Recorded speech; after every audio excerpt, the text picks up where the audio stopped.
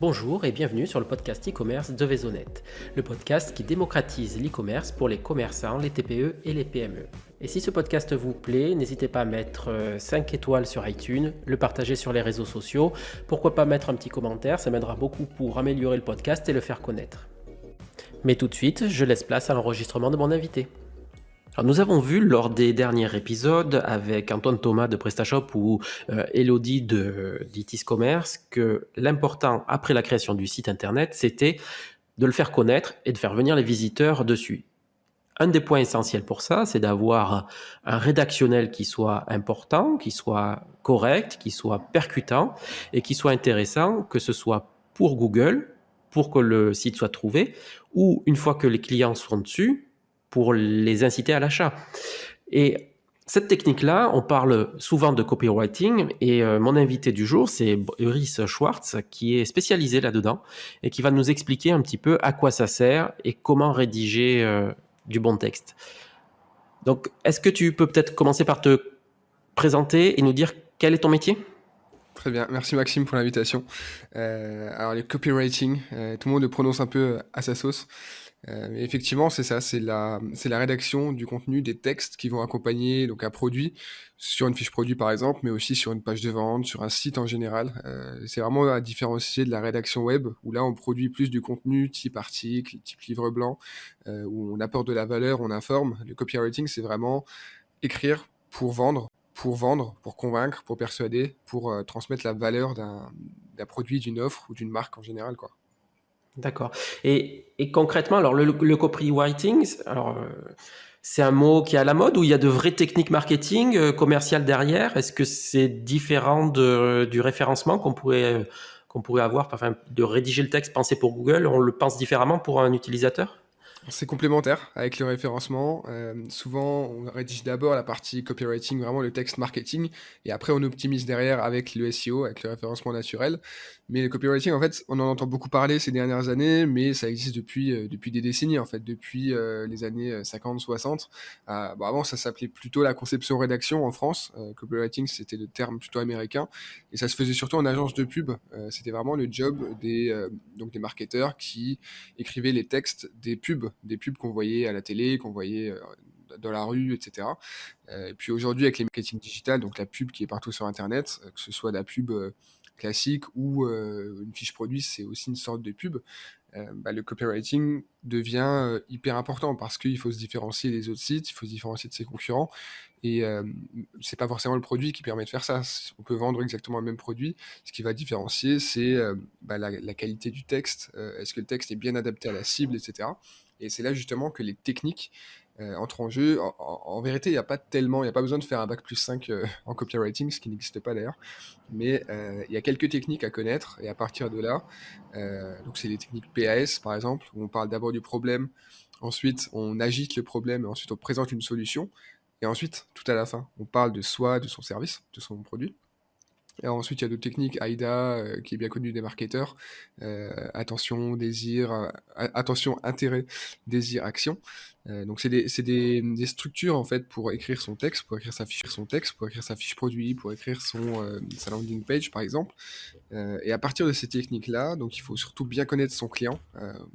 Quand on écrit justement sur un contenu qui va avoir pour but de convaincre, il faut passer limite plus de temps à essayer vraiment de récolter un maximum de données, d'informations, d'insights sur la cible, plutôt que sur la marque, en fait. Parce que la marque, enfin la personne enfin, que ce soit le patron, que ce soit l'équipe marketing, que ce soit la personne qui rédige les textes, le copywriter, ils connaissent à peu près la marque. Par contre, ce qui compte le plus, c'est la cible. Donc cette recherche client, cette recherche utilisateur, elle est vraiment essentielle. Et ensuite, donc une fois qu'on a les techniques, qu'on a la connaissance client, il faut ensuite passer du coup à la rédaction. Et là, le but, c'est vraiment d'écrire un texte qui soit dans le langage de la cible. C'est-à-dire qu'il faut ça. Évidemment, il y a l'univers de marque, l'ADN de marque qui compte, mais il faut aussi écrire de la manière qui va correspondre à l'utilisateur final, à la personne qui va lire ces textes-là. Si c'est quelqu'un, voilà, on s'adresse pas de la même manière en B2C à une personne plutôt de 18-19 ans, un étudiant, qu'à un décideur du CAC 40 en B2B, quoi. Donc Ouais. c'est vraiment J'ai important. j'ai un exemple là-dessus très, très concret. Là, alors sans raconter ma vie, etc. Mais mon père a une entreprise qui vend et qui fabrique des drapeaux pour les collectivités, les mairies, etc. Ok. Et le terme technique de ce qu'ils vendent le plus à 80%, bah, ce sont des pavillons. Donc en fait, c'est le tissu du drapeau qui est destiné à être hissé en haut d'un mât. Mm. Donc, et il vend au final que 20% de drapeau, et le drapeau, c'est le tissu qui est agrafé sur une hampe en bois qu'on peut tenir à la main, quoi. Mhm. Et le terme technique, bah, ce sont des pavillons, c'est le terme professionnel, mais il n'y a pas un client qui cherche ce terme-là, pavillon, il va chercher des drapeaux. Et puis d'ailleurs, quand on cherche des pavillons sur Google, on va trouver des maisons de Ouais, banlieue, on va pas trouver exactement des... la même chose. C'est ça. Donc c'est vrai que dans son cas-là en particulier, bah, il a fallu adapter le discours sur le site internet où il fallait parler de drapeau parce que les clients cherchaient ça, en expliquant après les termes techniques, qu'est-ce que c'est la différence entre un pavillon et un drapeau, mais à un moment, il fallait bien utiliser les termes des clients pour qu'ils trouvent les produits et qu'ils comprennent ce que c'est. Ouais, c'est exactement ça. C'est vraiment sortir de sa tête, qu'on soit une personne ou une entreprise, et vraiment essayer de se mettre dans la tête du client. Parce que peu importe au final que nous-mêmes, on trouve nos idées géniales, si le client ne comprend pas le message ou ne se sent pas directement concerné, tous les efforts seront enfin, assez gaspillés, quoi. Ah, c'est vrai, ouais, ouais. Et donc tu as parlé qu'il fallait connaître les clients avant de se lancer dans une démarche de rédaction. Est-ce que c'est ça les personas qu'on entend parler en marketing qui pour moi ressemblent assez à des caricatures de clients, mais qui permet de définir un peu des étiquettes selon les différents profils de clients qui peuvent être là? Effectivement, ouais, les personas, c'est vraiment comment dire, le squelette, un peu l'archétype du ou des clients. On peut en avoir 2 ou 3 maximum, mais moins on en a, mieux c'est en général. Parce que c'est très rare qu'on adresse 10 types de clients différents. Si on adresse 10 types de clients différents, c'est qu'on a mal ciblé, qu'on a mal positionné sa marque. Mais du coup, effectivement, les personas sont construits à partir des vrais clients. En fait, il doit y avoir une vraie convergence entre les buyers personas qui sont créés par l'entreprise et les vrais clients. Parce que plus il y a un fossé entre ces deux-là, et moins la marque va vendre. Après, si on crée un persona que en face on voit que le vrai client correspond à ce persona-là, que du coup on ajuste, et du coup c'est toujours une sorte d'itération pour que ça converge vraiment et que enfin, que les deux soient vraiment alignés. Là on arrive parfaitement à viser juste, quoi. Et du coup, justement, le copywriting se base beaucoup sur le persona, effectivement. Et justement, pour construire ces personas, il faut interroger les clients. Par exemple, moi, quand je travaille avec un nouveau client, avec une nouvelle marque, je mène une interview avec déjà la personne avec qui je travaille. Donc, ça peut être le responsable marketing, ça peut être le CEO, ça peut être l'indépendant avec qui je travaille, mais aussi, si possible, avec deux, trois clients. Ça peut être une petite interview par écrit rapide ou même une interview, si c'est un projet plus vaste, ça peut être aussi plusieurs interviews par visio, par téléphone, etc., avec les clients pour vraiment que je puisse comprendre qu'est-ce que ces clients pensent, qu'est-ce qui les intéresse dans le produit, dans le service. Voilà, pouvoir me mettre à leur place quand je vais ensuite écrire. Oui. Quand enfin, je ne sais pas faire ces rédactions-là, je fais appel à un expert. C'est comme ça que vous faites pour pouvoir vous approprier les produits, les clients. Il faut passer par une phase d'interview et d'imprégnation, en fait, pour savoir vendre quelque part ces produits-là, savoir en parler. Mm. C'est clair, en final, c'est quelque chose que j'ai de plus en plus fait.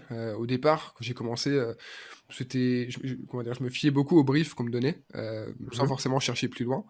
Et je me suis rendu compte que moins on a d'éléments, même si de son côté le brief, enfin, le brief du client paraît clair, exhaustif, etc., le rendu n'est pas toujours optimal. Et du coup, il y a beaucoup d'allers-retours ensuite. Et puis après, les clients se rendent compte que ça correspond pas forcément au niveau résultat, etc.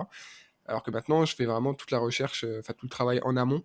Et ensuite, ça permet d'avoir des résultats beaucoup plus satisfaisants, aussi bien. Et ensuite, ça permet d'avoir des résultats beaucoup plus satisfaisants, aussi bien mon client est beaucoup plus satisfait, et les clients finaux, donc les personnes pour qui j'écris les textes, sont aussi beaucoup plus convertissent beaucoup mieux au final. Mhm. Donc c'est tout un travail en amont qui permet d'éviter ensuite un travail après la livraison, après la publication des textes et au final, bah, tout le monde est plus satisfait. Donc effectivement, ça devient plus massif et ça irait plus vite pour tout le monde et du coup, ça coûterait moins cher de faire juste, des échanges par écrit. Voilà le brief, mon client, c'est tel type de personne. Voilà mon produit, je veux une page de vente, je veux un email de vente et moi j'écris comme ça, juste sur cette base-là. Donc effectivement, ça va plus vite, c'est moins cher, mais les résultats sont beaucoup moins probants et ça, C'est c'est moins oui, efficace. c'est ça. Ah ouais. En parlant d'efficacité, donc bah, on a vu, alors la première étape c'est de faire ces buyer persona, après il y a des techniques qui existent, AIDA. Euh, Comment on fait pour mesurer l'efficacité d'une campagne de rédaction de ces fiches produits?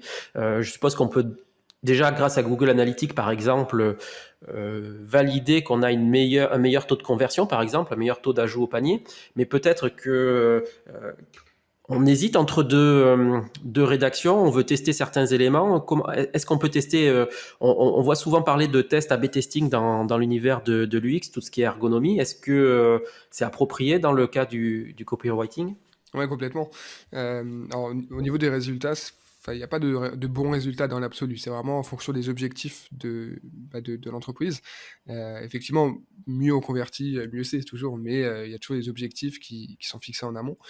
L'A/B testing justement, c'est hyper important parce que, effectivement, plus le travail en amont est bien fait, la recherche client, la rédaction, les allers-retours, la symbiose en fait entre l'entreprise et le copywriter et cetera et mieux, ça va marcher, mais on n'est jamais sûr au final et du coup, l'A/B testing, ça permet d'avoir 2 ou même plus, de versions d'un même texte. Ça peut être un email, ça peut être, une bannière, ça peut être, une landing page, ça peut être une fiche produit, beaucoup de choses et du coup, ça permet de voir, bah, qu'est-ce qui fonctionne le mieux sur la base, d'indicateurs vraiment très simples. Telle proposition, telle copie, donc tel texte, a, tel taux de clic et l'autre a tel taux de clic. Donc ça permet vraiment de voir lequel fonctionne le mieux et ensuite, ben, soit de continuer à itérer pour avoir toujours des meilleurs résultats, soit de choisir la meilleure version. Mais c'est vraiment important, pour essayer d'avoir toujours les meilleurs, KPI, les meilleurs indicateurs. Donc effectivement, il y a le taux de conversion, qui correspond au nombre de personnes qui vont vraiment, passer à l'achat, à l'action. Mais après, il y a beaucoup d'autres indications aussi.